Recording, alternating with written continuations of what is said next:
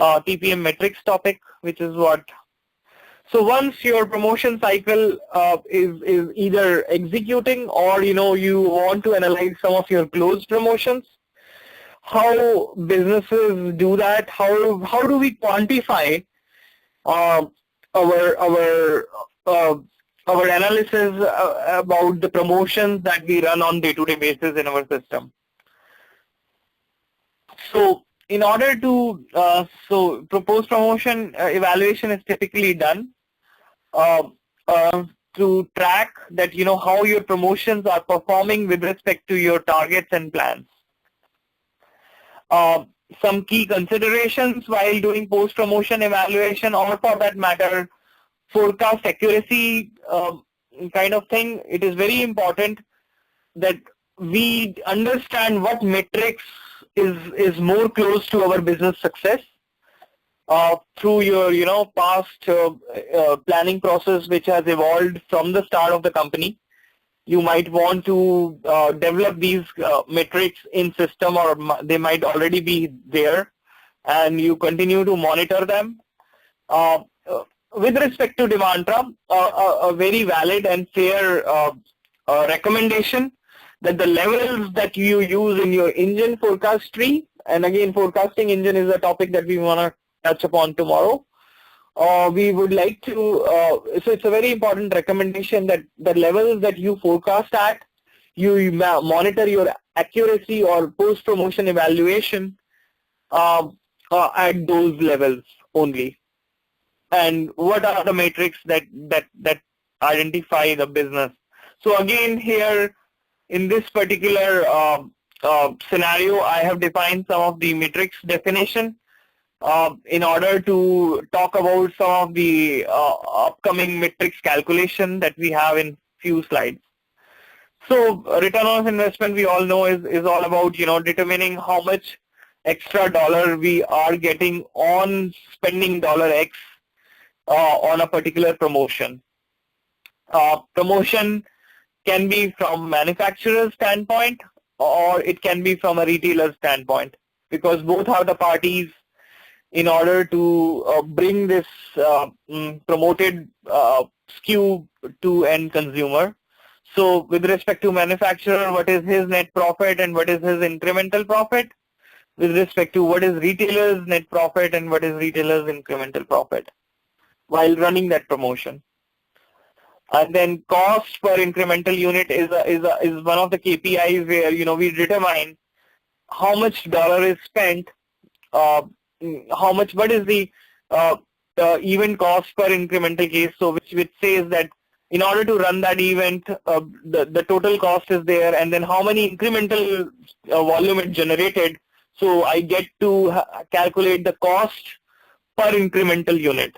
It's a straight division there. So real quick, so the retail profit versus incremental retail profit, again, is that based on the base volumes versus the incremental volumes? Is that what we're dealing Absolutely. with? Absolutely. The underlying principle remains the same. Assuming, there are certain kind of promotions which are, run totally by manufacturer. So those are like lump sum promotions to retailer, that there is an agreement between manufacturer and retailer that if you would sell 100,000 units in this period for this promotion, I will give you a lump sum money of, X amount. Now, now the retailer doesn't care about any extra thing to, he may care or he may not care in this scenario. If he cares, it is a promotion, I would say, which is jointly run. But if he doesn't care to provide something extra in order to have that sale, then it is a only manufacturer-driven promotion. However, it would generate, if retailer does care, then he will also track the X amount I'm spending by caring for that promotion, whether I am getting an, it was the base sale was Y, am I really getting, Y plus Y dash or not there, right? So, so this happens for both of these guys, because as we saw from that example, both have stakes to generate more profit, maximize their profit income, and hence the promotional activity. So In the next few slides, I have again from this particular customer, and they are industry specific too. Some of these KPIs, incremental manufacturing profit divided by the event spend, that gives me an event ROI.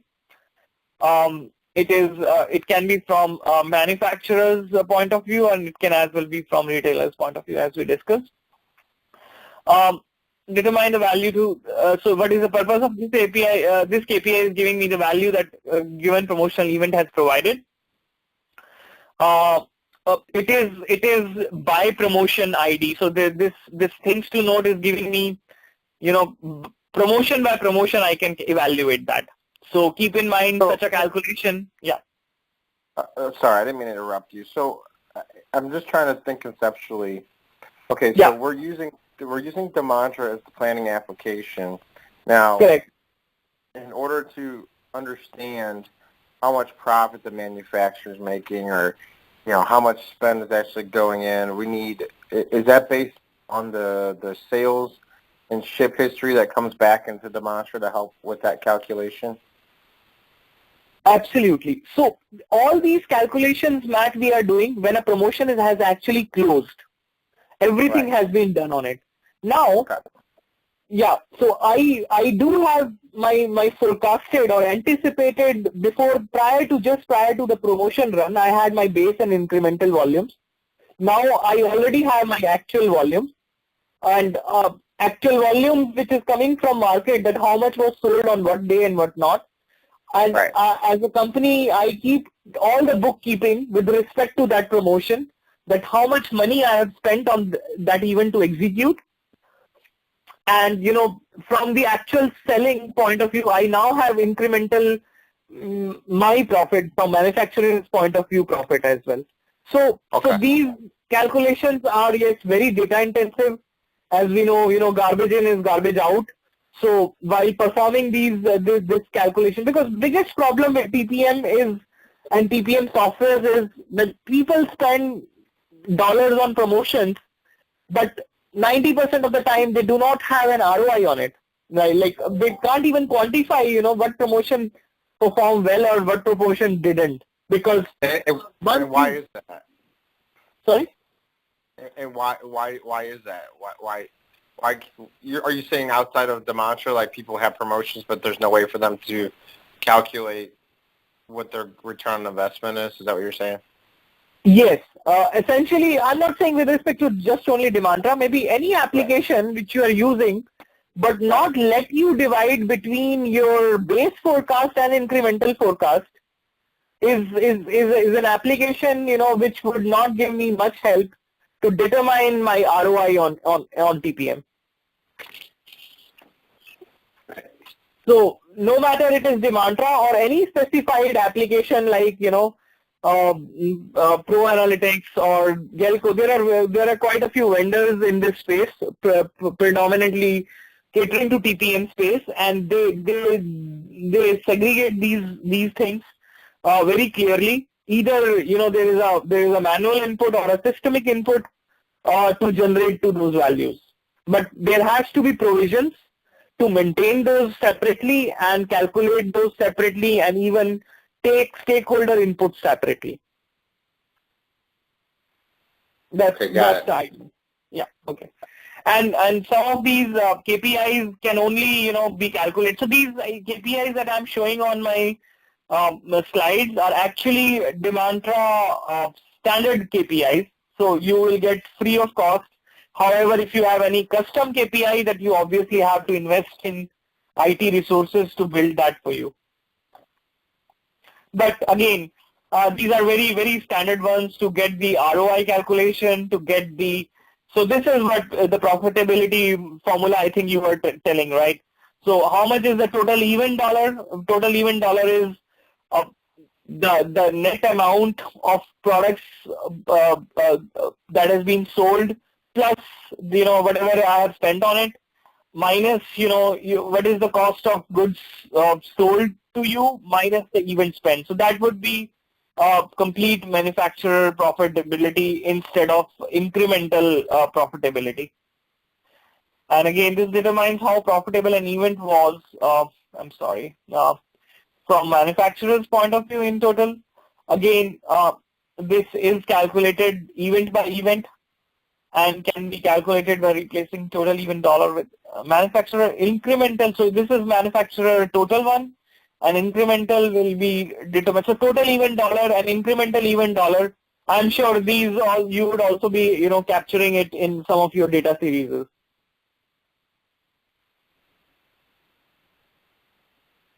So essentially, this is how you get to your profit. Very basic calculations from typically common sense.